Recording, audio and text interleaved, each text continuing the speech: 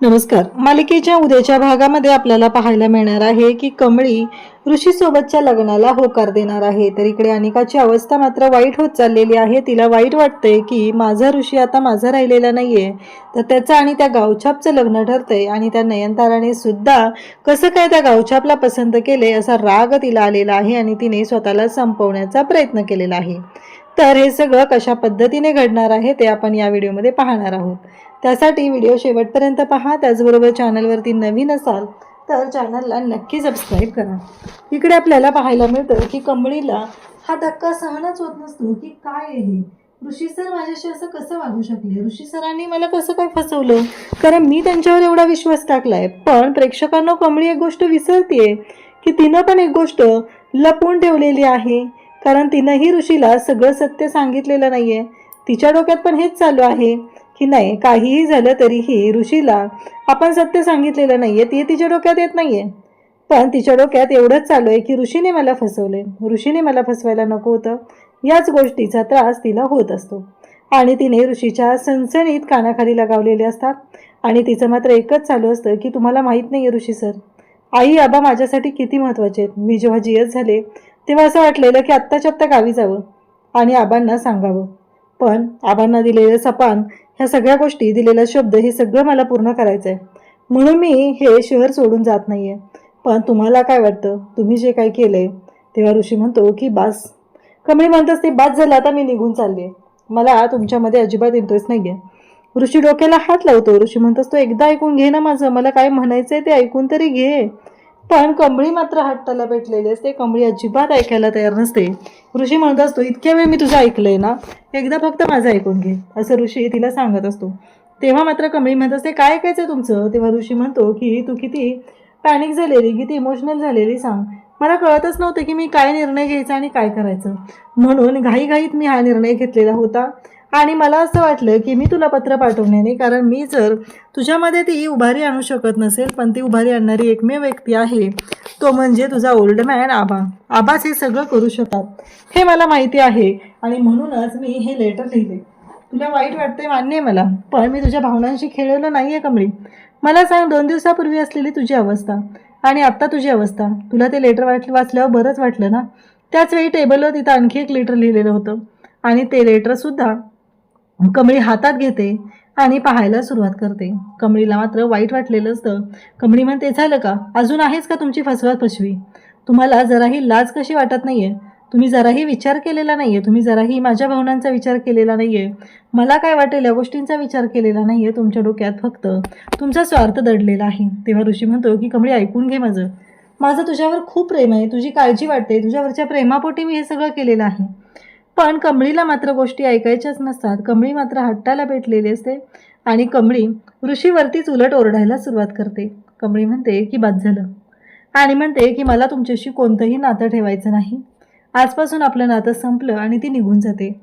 त्याचवेळी दाराच्या बाहेर उभी राहून सरू हे सगळं ऐकत असते, पण सरूच्या डोक्यात जराही येत नाहीये की आता तरी आपण बोललं पाहिजे, आता तरी पुढे गेलं पाहिजे, कारण ऋषीनं जे केलंय ते आबांच्या बाबतीतलं सत्य लपवण्यासाठी ह्या सगळ्या गोष्टी केलेल्या आहेत.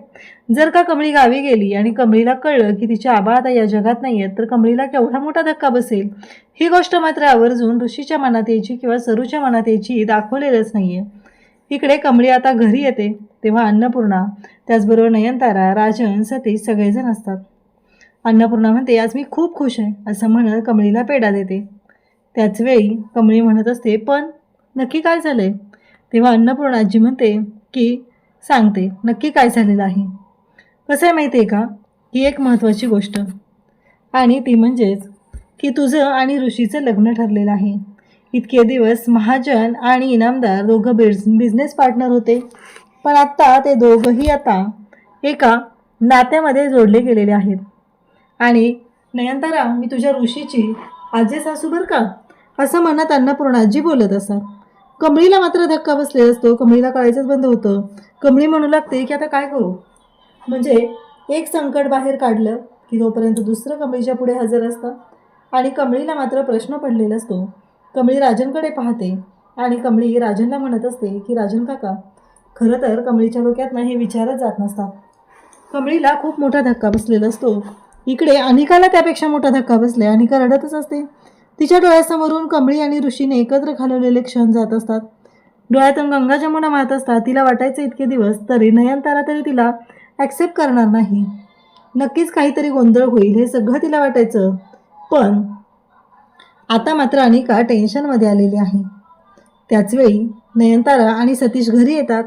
प्राजू तिथं असते. एवढी मोठी खरेदी करून आलेले असतात. कमळीला पण म्हणालेले असतात की आपण खरेदीला जाऊया. पण कमळीनं तेव्हा सांगितलेलं असतं की नाही, मला ना खूप अभ्यास आहे. तेव्हा नयनतारा म्हणते की हो चालेल, कारण आत्ताच तिने कॉलेज जॉईन केलं आहे ना, त्याच्यामुळं तिला अभ्यास तर करावा लागणार आहे. त्याचवेळी इकडे राजांचं म्हणणं होतं की आपण मुलांना विचारलं पाहिजे.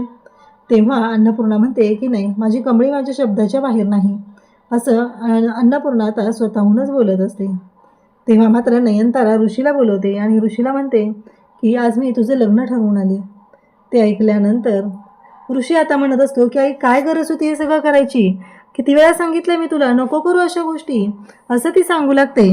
तेव्हा मात्र ऋषीला ती म्हणते की ऐकून तरी घे, तुझं लग्न मी कमळीबरोबर ठरवून आलेले. तेवढ्यातच गुरुजींचा फोन येतो. गुरुजींना सांगते की साखरपुड्याचा मुहूर्त काढा, पुढील आठवड्यातला असला तरी चालेल. म्हणजेच ऋषी आणि कमळीच्या साखरपुड्याचा मुहूर्तसुद्धा निघला जातोय. आणि इकडे प्राजू मात्र ऋषीला चिडवत असते. ऋषीला वाईट वाटत असतं, कमळी सध्या त्याशी बोलत नाही. इकडं अनिका बाथटबच्या जवळ असते. त्याचबरोबर अनिकाला सगळं आठवत असतं. आणि ऋषीने कमळीला सावरलेलं कॉलेजमध्ये, म्हणजे प्रत्येक वेळेस अनिकाने कमळीला संपवण्यासाठी कारस्थान करायचं आणि ते कारस्थान ऋषीने सांभाळायचं, हे सगळं ठरलेलं असायचं. आणि त्याचवेळी कमळीला ऋषी सावरायला यायचा. अनिकाला मात्र या गोष्टीचा खूप राग यायचा. आणि हे सगळं जेव्हा ती पाहते तेव्हा तिला खूप टेन्शन आलेलं असतं. बाथटबमधले पाणी चालू केलेलं असतं आणि आता ती ठरवते की या पाण्यामध्ये जीव द्यायचा. आणि मग काही दिवसांपूर्वी आता कमळी आणि ऋषी ह्या दोघांमधले क्षण तिला आठवत असतात आणि तिला त्रास होऊ लागतो. तेव्हा कामिनी तिथं आलेली असते. कामिनी म्हणत असते की अगं अनु बेबी कुठे आहेस तू, मी कधीपासून शोधते तुला, नक्की काय चाललंय तुझं. तेव्हा ती म्हणते की नाही आहे मी, आणि मग बाथरूममध्ये आहे कळतं. कमळी मात्र इकडे विचार करत असते. कमळीला प्रश्नच पडलेला असतो की आता करायचं काय. अन्नपूर्णाजींनी तर स्पष्टपणे सांगितलेलं आहे. कमळी आता डोकं धरूनच रडायचं बाकी राहिलेलं असतं. कमळीलाही तेवढाच त्रास होत असतो. कमळी म्हणत असते की काय करू आई, तूच मला काहीतरी मार्ग दाखव, असं कमळी म्हणू लागते. इकडे अनिका मात्र बाथटबमध्ये स्वतःला बुडवून घेते आणि जीव देण्याचा प्रयत्न करते. त्याचवेळी कोणाला माहितीच नाही आहे की अनिका ही अशा कंडिशनमध्ये आहे. उद्याच्या भागात आपल्याला पाहायला मिळतं की डॉक्टर घरी आलेले असतात. कमळी आणि राजन येतात बाहेरून. डॉक्टरांना विचारू लागतात काय झालं, अन्नपूर्णाजीची तब्येत तर ठीक आहे ना. तेव्हा डॉक्टर सांगतात की हो, पण काळजी घेणं गरजेचं आहे. त्यांना कोणताही स्ट्रेस देऊ नका. जर का त्यांना कोणताही स्ट्रेस दिला तर खूप अवघड होईल. इकडे कमळी राजनला म्हणत असते की आता आपण लवकरात लवकर आजींना हे सगळं सांगूया आणि मग माझी यातून सुटका होईल. राजन पण तेच म्हणत असतो, कारण नयनताराला आपण फसवायला नको असं त्यांना वाटत असतं. त्याचबरोबर इकडे डॉक्टरांनी आता सांगितलेलं असतं की काही झालं तरी त्यांना कोणताही धक्का देऊ नका, अन्यथा पुन्हा त्या ट्रॉमामध्ये जाण्याची शक्यता आहे. आता इकडे मात्र राजनला कमळी प्रत्येक वेळेस समजवण्याचा प्रयत्न करत आहे. आता ऋषीकडे सरू आलेले आहे. ही गोष्ट फक्त सरू आणि ऋषी या दोघांनाच माहिती आहे. आणि नेमकी सरू तिथं आलेली असते. सरू म्हणते की काय झालं ऋषी. तेव्हा ऋषी मात्र सरूला सांगू लागतो की तोंडावर नाही म्हणून गेली आहे ती. इकडे डॉक्टरांबरोबर राजन आणि कमळी बोलतात. त्यांना मात्र अन्नपूर्णाची काळजी वाटायला लागली. अशाच अपडेटसाठी चॅनलशी कनेक्ट राहा. थँक्यू.